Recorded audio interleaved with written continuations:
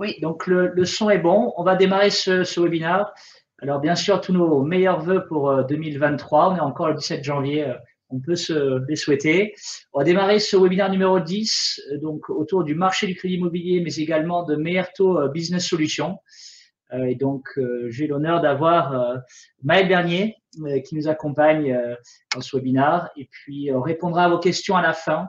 Donc, on se donne 20 minutes de présentation et 5 à 10 minutes de questions à la fin. Donc, on y va. Marché de l'immobilier, des nouvelles règles du jeu en 2023. Alors, bonjour à tous. L'idée, donc, c'est de faire un point sur les taux, de regarder ce qui s'est passé sur le pouvoir d'achat immobilier en 2022 et puis d'essayer d'établir quelques prévisions 2023. Donc, on va commencer par les taux. Alors, ça, il y a trois courbes sur ce graphique. Vous avez la courbe des OAT en gris, la courbe du taux moyen sur 20 ans en orange et la courbe du taux d'usure, le fameux taux d'usure en vert. Donc, on voit très nettement qu'on regarde la courbe grise ou la courbe orange, qu'on a une montée extrêmement rapide et continue depuis plusieurs mois. On est clairement passé de autour de 1% en janvier quand on se parlait, allez, indice il y a un an, à aujourd'hui des barèmes qui fleurent pour beaucoup d'entre eux sur la durée phare, 20-25 ans, autour des 3%. Donc, c'est une remontée extrêmement rapide et fulgurante. On verra si on a le pire est devant nous ou derrière nous. Mais on sait déjà, on n'a pas encore les termes aujourd'hui, mais qu'on va vers une réforme de l'usure, en tout cas on va dire une mensualisation de l'usure qui va être quand même une super bonne nouvelle parce que ça va fluidifier le marché. Donc voilà où on en est aujourd'hui, voilà ce qui s'est passé l'année dernière, voilà ce qui continue de se passer. Donc ensuite, le slide d'après. Alors ça, c'est un élément que nous avons mis en place extrêmement récemment, il y a un peu plus d'un mois et demi, je crois. Ça, c'est une donnée vraiment très, très, très précise parce que le slide d'avant, c'était les barèmes tels qu'ils nous sont envoyés par les banques. Donc, barème hors négo ou hors dossier concrétisé réellement, barème affiché. Là, vous avez le taux moyen, le taux nominal, toute durée confondue, sur les offres de prêt réellement émises dans les 30 derniers jours. Donc, on est, vous voyez, autour de 2,30. Évidemment, on est au-dessus pour des durées 20-25 ans, puisque c'est une moyenne toute durée confondue. Mais ça permet aussi quand même, quand on regarde un peu dans le rétroviseur, de se dire que les taux qu'on servi de référence, notamment pour ce fameux taux d'usure, étaient effectivement complètement déconnectés de la réalité. Ça, c'est un chiffre pour que vous sachiez que nous, on mettait à jour tous les jours, donc qui évolue au gré des offres de prêt qui sont introduites dans nos datas. Donc, c'est un élément que vous ne trouverez pas forcément ailleurs parce que c'est vraiment extrêmement précis. Donc, n'hésitez pas, si ça peut, enfin, encore une fois, ça peut peut-être vous aider. C'est une vraie référence. Donc voilà, un nouvel outil meilleur taux. On est les seuls à avoir ça aujourd'hui, puisqu'on vraiment, ce sont les offres de prêt. Alors ensuite, petit détour par le pouvoir d'achat immobilier qu'on a sorti en presse il y a à peu près une dizaine de jours, je crois. Donc l'idée, c'était de faire un petit peu, regarder un peu ce qui s'était passé entre 2021 et 2022, et puis aussi entre 2022 et 2019, avant le Covid. Donc évidemment, une hausse des taux, une hausse des prix, une capacité d'emprunt qui est passée en un an seulement de près de 225 000 euros à un peu moins de 195 000, et qui a entraîné donc en moyenne sur la France entière 13 mètres carrés en moins à budget égal. Là, on est sur un couple ou un foyer qui rembourserait 1 000 euros par mois. Eh bien, en un an, son pouvoir d'achat immobilier a diminué en moyenne de 13 mètres carrés et de 20 mètres carrés en 4 ans. Alors, évidemment, on peut passer. Il y a des grosses différences selon les villes. Paradoxalement, ce sont les très grandes métropoles qui sont les moins impactées. Et pour cause, en fait, comme elles avaient déjà des prix de l'immobilier qui étaient extrêmement élevés avant le Covid, finalement, les prix ont continué à remonter, mais beaucoup moins rapidement et beaucoup moins sur un effet rattrapage que ce qui s'est passé sur les villes moyennes, alors qu'on a des villes moyennes type Le Mans, Angers, Le Havre, qui vont perdre 40 mètres carrés ou autour de 40 mètres carrés en un an. Voilà. Donc, c'est vraiment le rattrapage des prix de l'immobilier dans ces villes moyennes qui a entraîné ces baisses de pouvoir d'achat immobilier, même si il est quand même important de rappeler que ce sont quand même ces villes moyennes qui, même si elles subissent une forte baisse du pouvoir d'achat, affichent quand même les surfaces les plus grandes à vivre. Donc c'est un peu un espèce de paradoxe, mais c'est vrai que dans beaucoup de ces villes moyennes, donc on vous enverra la présentation, pour certains, vous l'avez déjà certainement vu dans la presse, mais on a vraiment un effet rattrapage des prix. Et ceux parmi vous qui sont dans ces villes moyennes et qui travaillent sur le terrain le savent très bien. Les grandes villes, Bordeaux, Paris, avaient augmenté très fortement dès avant 2019 et les villes moyennes, elles, ont augmenté sous l'effet Covid, TGV, télétravail, plutôt après, à partir de 2020. Prévisions pour 2023. Alors, elles sont finalement plutôt meilleures que celles que je vous aurais faites il y a peut-être 15 jours. Je vous ai mis en rappel, ceux qui ont assisté au dernier webinaire ont déjà vu ce petit graphique, mais en gros, c'est ce qui s'est passé depuis quelques années et les transactions qui ont eu lieu avec des taux qui allaient en face. C'est pour vous dire qu'effectivement, le million de transactions, ça avait démarré quand on avait des taux autour de 1%, mais que quand on arrive dans un régime un peu plus traditionnel, avec des taux autour de 2,5, 3%, eh ben, on a un marché qui, en gros, se situe entre 750 et 800 000 transactions, ce qui reste un marché extrêmement dynamique, mais évidemment loin du million. Mais c'est important de voir que quand on regarde dans 15 ans en arrière, en fait, le million de transactions a été uniquement provoqué par ces taux très très bas qui ont, je pense, et c'est sûr, boosté des achats un peu confort et opportunistes. Et donc, là, on va revenir dans une situation de marché pas du tout catastrophique, loin de là, mais plutôt traditionnelle. Et ça, c'est important d'avoir en tête. C'est pas, on rentre pas dans une crise. En fait, on abandonne l'exceptionnel pour revenir un peu à la normale. Donc, sur les prix, moi, je suis extrêmement prudente. Donc, je pense qu'on va vers une stabilisation, des légères baisses des prix, mais très hétérogène. Sur l'ensemble du territoire, ce sera pas du tout partout pareil. Même dans un même territoire, on va avoir des grosses différences selon les biens. Donc, il vaut mieux être extrêmement prudent. Et de toute façon, si on avait ne serait-ce qu'une baisse de 5% sur les prix de l'immobilier, c'est pas ça qui compenserait la hausse des taux. Donc, il faut quand même avoir ça en tête. Mais je ne crois pas à une baisse importante des prix sur le marché. Concernant la hausse des taux, elle n'est pas terminée, mais le plus fort est sans doute passé. On est donc passé de 1 à près de 3. On va certainement vers des conditions de taux autour de 3,5. Les taux directeurs, les fameuses OAT, semblent se stabiliser. On est extrêmement prudent parce que c'est quand même volatile, mais on est en gros toujours dans une fourchette entre 2,60 et 3. Si on reste dans cette fourchette-là, avec des taux à 3,5%, globalement, les banques peuvent revenir sur le marché, peuvent travailler, peuvent gagner de l'argent et les emprunteurs emprunter. Donc, un assouplissement concernant le taux d'usure. Donc, maintenant, c'est a priori certain. On va vers une mensualisation et de la révision de ce taux d'usure. C'est donc une excellente nouvelle parce que ça veut dire que on va pas avoir un taux fixé pour 3 mois. Donc, est-ce que ça va être mis en place à partir du 1er février? On le souhaite évidemment, ou du 1er mars. Mais quoi qu'il en soit, on va donner un peu d'air au marché tous les mois, progressivement.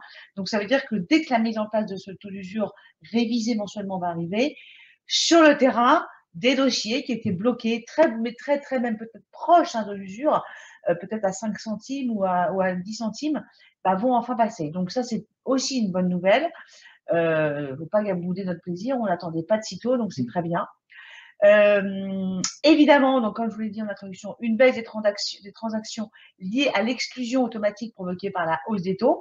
Mathématiquement, si vous empruntez à 1 ou à 3% ou à 1,5 ou 3%, et quand vous gagnez le même salaire, vous empruntez pas la même chose. Donc, soit vous pouvez encore emprunter, soit vous ne pouvez pas emprunter assez, parce qu'on garde évidemment des critères d'endettement extrêmement stricts, notamment 35% d'endettement, puisqu'en France, on reste très, très prudent. Juste un petit mot par rapport à un des points qu'on a abordé un peu plus haut, c'est-à-dire la baisse des prix. Alors, ce qu'on peut voir, et là on rejoint certains grands réseaux d'agences immobilières en France, c'est tout simplement le volume de transactions. Alors, comme vous pouvez imaginer, des personnes qui ont contracté des prêts, donc si vous regardez le tableau de gauche, 2019, 2020, 2021, à des taux avoisinant les 1,20, 1,30 sur 20 ans. est-ce que ces acquéreurs-là vont être vendeurs? Parce que quand ils vont faire, bien sûr, alors on en a parlé un peu au dernier webinaire, quand ils vont poser les bases financières de leurs futures transactions, avec le coût de l'argent qu'ils ont emprunté il y a 3-4 ans, est-ce qu'ils n'ont pas intérêt parfois à garder cet actif, leurs biens, et envisager un autre investissement? Alors peut-être que ce ne sera pas leur résidence principale, peut-être qu'ils vont considérer du locatif. Je pense qu'il y a beaucoup dans ces transactions-là, il y a beaucoup de résidences principales. Oui. Il y a eu beaucoup même de second accédants qui en ont profité pour se faire plaisir. C'est vraiment la pièce en plus, le jardin plus grand. Il est évident que, sauf contrainte, on va dire, personnelle, parce qu'en fait, c'est ça qui peut pousser décès, divorce, des choses pas très gaies, je pense que la plupart d'entre eux vont rester effectivement au chaud. Déjà parce qu'ils ont peut-être acheté le bien de leur rêve, et que ça correspond parfaitement à leur produit, au produit recherché. Et au-delà de ça, se remettre en risque, quand on a un taux à 1%, voire en dessous, faut quand même être extrêmement motivé. En revanche, il n'est pas du tout exclu, loin s'en faut, que tous ces gens-là, enfin, certains de ces personnes-là, cherchent à investir en locatif. Oui. Et donc, c'est aussi pour ça que ce sont des signes positifs du marché, parce que ceux qui sont déjà propriétaires ou accédants, qui remboursent un crédit pour la résidence principale, peuvent se pencher sur l'investissement locatif. Donc voilà, mais effectivement, on a certainement, et les chiffres d'ailleurs historiques le prouvent, on aura une baisse des transactions, évidemment, mais sur un niveau qui reste encore élevé, hein, et finalement assez normal. Donc voilà, ensuite un retour à des conditions plus favorables. Ça veut dire quoi? Ça veut dire qu'on va, et ça c'est quand même la bonne nouvelle, parce qu'on est quand même au 17 janvier, il fait gris, il fait moche, on a des grèves qui arrivent, et on sait qu'on va vers un printemps qui sera certainement plus dynamique, juste parce que mécaniquement, la révision de ce taux d'usure va redonner de l'air. Donc ça, c'est la bonne nouvelle. En décembre, on n'était pas aussi optimiste. Non. Là, nous sommes plutôt optimistes. Donc, je vais laisser la parole à Thomas. Merci Maëlle pour cette information, cette vision du marché. On peut voir qu'entre décembre et janvier, des données macro qui peuvent venir changer l'environnement très rapidement, notamment avec ce taux d'usure qui nous donne beaucoup plus d'espoir pour une reprise du marché, en tout cas en termes de transactions. Alors, Meilleur Business Solutions, donc qu'est-ce que c'est? C'est un accompagnement qui a été mis en place pour les professionnels de l'immobilier, donc réseau d'agences immobilières, également de conseillers de gestion patrimoine, mais également des promoteurs pour les accompagner dans la solvabilité de leurs clients acquéreurs et les accompagner sur la recherche de crédit. Donc, comment ça fonctionne aujourd'hui? Donc, c'est vous, en tant que MIO-BSP, qui constituez le dossier de financement. Ensuite, vous transmettez ce dossier avec les pièces importantes à notre équipe, Meilleur Business Solutions. Eux analysent le dossier, le présentent en banque, et pour pouvoir faire et développer cette activité, il faut qu'il y ait au moins une personne chez vous qui soit inscrite à l'ORIAS en tant que MIO-BSP, et ça, je pourrais vous en dire davantage par rapport à la mise en place de ce genre de partenariat. La rémunération, c'est un partage de valeur à 50-50 sur le chiffre d'affaires généré. Pourquoi ça a été mis en place? Pour deux raisons très simples. C'est vous rassurer et rassurer le vendeur sur la solvabilité du client, qui est, même aujourd'hui, toujours le nerf de la guerre sur les transactions. Ça a toujours été, mais en 2023, ça le sera davantage. Et bien sûr, accélérer le rythme des ventes, ou du moins retrouver un rythme de vente avant 2021-2020, où il y avait beaucoup moins de problématiques liées à l'obtention du crédit. Le processus, qui fait quoi? Donc, le partenaire MIO-BSP fait la découverte client, fait signer le mandat au client. On a également un outil qui s'appelle Optix, qui permet de faire un test d'éligibilité sur le porteur de projet et collecte les pièces. Vous gérez toujours la relation avec le client. Ensuite, nous, de notre côté, la partie droite, Meilleur Business Solutions, on fait l'étude du dossier, vérification des pièces et du KYC. On présente le dossier à nos partenaires bancaires, on suit le dossier en banque, et donc nous, on gère la relation B2B avec la banque. À aucun moment, et c'est un sujet très important chez les conseillers de gestion patrimoine, nous, Meilleur Business Solutions, nous échangeons avec votre client. Nous, on échange avec la banque, on échange avec vous directement, et c'est vous qui gérez la relation avec votre client. Donc, il y a un espace digital personnalisé, donc de l'étude de financement, première étape, aux propositions. Le mandat se signe électroniquement la gestion des pièces, tout se fait avec un espace dédié et vous avez un tableau pour suivre votre activité. Donc en résumé, hein, je récapitule ce que je viens de dire, c'est vous rassurer sur la solvabilité des acquéreurs, leur proposer un service additionnel, donc améliorer encore davantage le parcours du client chez vous, de l'acquisition, obtention du financement, au final, donc c'est accompagné sur tout le parcours de l'acquisition, alors que ce soit sur des biens immobiliers, résidence principale, du locatif, mais également de part de SCPI, c'est quelque chose qui nous est très demandé aujourd'hui par nos partenaires. Et donc, la partie droite, vous gardez la main sur le financement de vos clients et bien sûr, vous générez du chiffre d'affaires additionnel pour votre activité, qui est aussi très important. Alors, la nouveauté, là, on parlait de crédit immobilier pour les particuliers et de financement de part de SCPI. La nouveauté, c'est l'accompagnement de vos clients professionnels.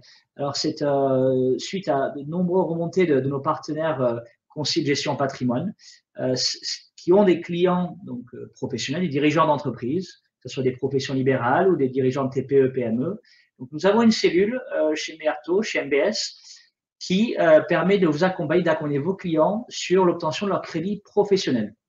Alors, le fonctionnement est similaire que pour un particulier, mais bien sûr, on s'adresse à un pro. Donc, tout l'accompagnement est différent. Ce sont des équipes différentes et qui sont spécialisées sur ce marché. Donc, le process, il est similaire à ce qu'on vient de voir juste avant. Vous faites la découverte client, mais on vous accompagne sur la découverte client, donc la compréhension de son projet d'investissement. Donc ça, c'est une personne chez vous, une personne chez nous et le client en face. Vous faites signer un mandat, vous collectez les pièces et ensuite, nous, on se charge de toute la partie de droite, l'étude du dossier, vérification des pièces, création d'une note de synthèse et l'envoi en banque, d'accord? Et toujours, nous gérons la relation avec le partenaire bancaire et nous échangeons avec vous et vous gérez la relation avec votre client professionnel. C'est un exemple de dossier d'une note de synthèse qui est envoyée en banque, où on retrouve toujours les mêmes sujets, la demande, l'histoire et les hommes derrière l'entreprise, le plan de financement, la proposition, le plan de financement, les garanties, les avis et forces du projet. On sait faire et ça, c'est aussi une demande des clients pros. C'est d'accord, vous m'accompagnez sur mon patrimoine, mais comment m'accompagner sur le développement de mon entreprise. Alors, à 95%, ce que nous finançons en crédit professionnel, ce sont donc la partie de gauche, les murs, les murs professionnels commerciaux, les fonds de commerce en création en reprise, mais également les rachats de parts entre associés. Et nous avons des conventions avec 90% des banques françaises. Vous pouvez les voir à gauche. Hein, toutes ces banques, nous avons des conventions en crédit professionnel. Et donc, nous sommes rémunérés également une commission payée par la banque quand le dossier va au bout. Et bien sûr, nous avons des accords tout en bas avec la CIAJ et la BPI sur la partie garantie, donc ce qui permet à les dossiers d'aller plus vite en banque et parfois on voit des cofinancements également. Partie du milieu, partie de droite, c'est l'accompagnement en termes de développement, mais ce qui va vous intéresser aujourd'hui, c'est la partie de gauche, les murs et les fonds de commerce. Vous avez des clients pros, des dirigeants d'entreprise. On peut aussi les accompagner sur ce sujet-là. Alors, un petit mot juste avant de boucler, là où c'est intéressant en termes de business pour vous, c'est que les mandats qui sont signés aujourd'hui en crédit professionnel sont autour des 2% sur le montant du prêt, d'accord? Donc ça déjà, c'est assez intéressant. Et puis à cela vient s'ajouter une commission bancaire. Donc ce sont des dossiers qui peuvent vraiment développer le chiffre d'affaires, en tout cas pour vous. Et la finalité, c'est un service additionnel que vous pouvez proposer à votre client en 2023. Voilà, c'est terminé de mon côté sur la partie Meerto Business Solutions. Donc, nous, on accompagne bien sûr, on accompagne vos clients en crédit IMO. Timing parfait. Et timing parfait. En 20 minutes, on a fait le tour. Donc, on va répondre à vos questions qui arrivent dans le chat petit à petit, dans les 5 à 10 minutes qui nous restent. Alors, il y en avait là. Donc, quelles seraient les conditions standards de solvabilité respectées pour l'investisseur remboursant déjà sa RRP? Alors, évidemment, oui. Alors, intéressant, parce qu'il y a une prise en charge qui est faite des revenus évidemment, mais aussi des loyers payés, mais qui sont, comme chacun sait, pas pris en compte à 100%. Je crois que la modalité, alors c'est sur les banques, le salariat, c'est entre 70 et 80, mais c'est effectivement vu dans une analyse complète de l'endettement, mais c'est pas impossible, même si on est propriétaire de sa RP, sachant qu'on prend quand même en compte une partie des loyers. Et puis, pour répondre à la deuxième partie de votre question, est-ce qu'il est possible d'avoir Optique sans le partenaire? Ce n'est pas encore le cas aujourd'hui. En fait, Optique, c'est l'outil qu'on utilise, la technologie qu'on a développée chez Meirto et qu'on met à disposition de nos partenaires qui souhaitent travailler en B2B avec nous. Alors, le replay, oui, on pourra il est enregistré et donc l'équipe du marketing chez nous va le diffuser avec la présentation. Alors, vous avez combien de partenariats bancaires avec vous pour la solution MBS? Alors, merci Sébastien donc Sébastien Lang qui est un de nos partenaires actuels qui travaille avec MBS. Ça, on pourra en parler. Alors, on travaille avec plusieurs banques de la place aujourd'hui et on développe toujours ce marché des partenariats sur notamment la partie SCPI. Aujourd'hui, on a de nombreux partenaires CGP qui souhaitent faire un effet de levier pour leurs clients en acquisition de parts de SCPI. Et ça, d'ici à peu près 6 semaines, on devrait rajouter un nouveau partenaire de taille nationale qui intervient sur le financement des parts des SCPI. Donc aujourd'hui, en SCPI, on a environ 4 partenaires bancaires qui financent les parts des SCPI. Qui ne sont pas les SCPI, leur SCPI. Oui, exactement. Ouais, c'est ça, parce que c'est le jeu de la banque, c'est qu'en général, elle finance ses… En fait, les quatre partenaires couvrent une très grande majorité des parts des SCPI qui sont distribuées par nos clients, enfin nos partenaires CGP. Alors, si c'est pour les particuliers, oui, on est sur 25 ans. De toute façon, les contraintes réglementaires font qu'on est sur 25 ans dans l'ancien et on est sur 25 plus 2 dans le neuf, puisqu'on prend la période de construction en compte, donc 27 maximum. Mais il y a plus de 30 ans. 30 ans, disparu. Non, ben, on n'a plus le droit. Enfin, oui. C'est HSF. Alors, Guillaume Bouchard, donc 6 partenaires avec MBS, a-t-on des objectifs à atteindre, nombre de dossiers, volume? Alors, aujourd'hui, le modèle d'MBS a été développé pour les réseaux, les grandes enseignes, on va dire, sur des agences immobilières, de réseaux de CGP. Ce que je vous propose, Guillaume, c'est il faut qu'on comprenne la taille de votre structure, votre présence au niveau national. Selon le cas de chacun, soit on va vous mettre en relation avec notre agence Meirto franchisé qui vous accompagnera sur tous ces sujets, soit on pourra vous onboarder chez Meirto Business Solutions. Et dans ce cas-là, il y a bien sûr un volume, on va dire, annuel, mais dans un démarrage, on dissocie les deux, soit c'est à niveau local où on va vous mettre en relation avec l'agence Meirto, soit c'est du B2B avec l'activité de Meirto Business Solutions. Donc ça dépend de chacun, mais disons que quand on transfère le partenariat pour de nos agences, c'est en général, on va dire, une agence unique, et quand c'est un réseau, on le prend en charge au niveau national, ça nous permet de mieux gérer sur l'ensemble du territoire. On devrait savoir cette semaine, vraiment dans les jours, les heures qui viennent, si c'est mis en place à partir du 1er février ou à partir du 1er mars. Au plus tard, ce sera le 1er mars.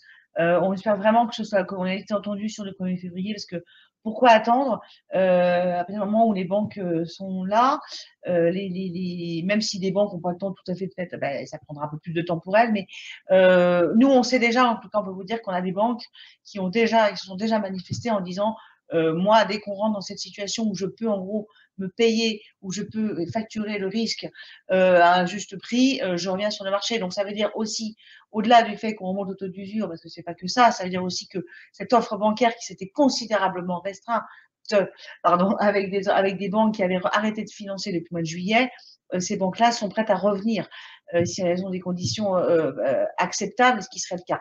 Donc voilà, donc je ne sais pas si ce sera 1er février ou mars. On espère vraiment 1er février. Alors, Christelle, par rapport à votre question, je propose de revenir vers nous et puis on sondera l'équipe, les analystes chez nous. Oui, parce qu'on a certainement des choses, mais après, ça dépend où c'est localisé, quel type de projet. On va dire, on travaille, il y a des agences Meirto qui sont dans les DROM, donc qui accompagnent ces sujets parce que certains de leurs clients sont des clients investisseurs. donc du Pinel Outre-mer. Donc ça, Christelle, vous pouvez revenir vers nous par mail et puis on pourra vous faire un état des lieux détaillés par rapport à nos interventions là-dessus. Ça, c'est pour l'Outre-mer. Vous avez d'autres questions? Est-ce qu'il y a d'autres questions? Non, moi, je n'ai pas raté. Non, je pense qu'on est bon. Ah, personne. Allez, on prend une dernière question. Un replay. Oui. Oui. Tout à fait. Ce qu'on disait au début, il y a un replay. C'est les équipes marketing qui vont s'occuper de ça. Je sais pas ni toi ni moi, mais c'est voilà. Bon, je pense qu'on a fait le tour. Sauf s'il y a une question, sinon on vous laisse. Alors Pascal, je vous propose de revenir vers nous sur ce sujet des SCPI finançables. On a toutes les listes en fait de nos partenaires. Et donc ça, on pourra faire un point spécifique avec vous. Alors le taux sur 20 et 25 ans, on a un taux moyen qui est autour de 2,5, 2,60 sur 20 ans, 2,75, 2,80 sur 25 ans. Mais la réalité, c'est que la plupart des offres, beaucoup d'offres qu'on a reçues là en janvier, sont plutôt autour de 2,95, 3,05 sur ces durées-là. Donc, vous voyez un peu au-dessus et on sait très bien que la plupart des barèmes qu'on va recevoir seront autour de ça, puisque, encore une fois, les banques empruntent elles-mêmes à des taux qui varient selon les jours, mais en gros, au mieux 2,70, au pire 3,05. Donc, elles ne peuvent pas prêter à 2, c'est pas possible. Myriam, votre question, les agents co peuvent-ils traiter directement avec nous? Alors, oui, il y a deux modèles. Donc, soit ça va être de l'indication d'affaires, alors en fonction du réseau, ou agence unique vers une agence Merto, soit ces agents commerciaux peuvent devenir MIO-BSP, d'accord, s'il s'agit d'un grand réseau, et traiter directement avec nous. Donc, Myriam, n'hésitez pas à nous solliciter pour qu'on puisse échanger directement avec vous sur ce sujet.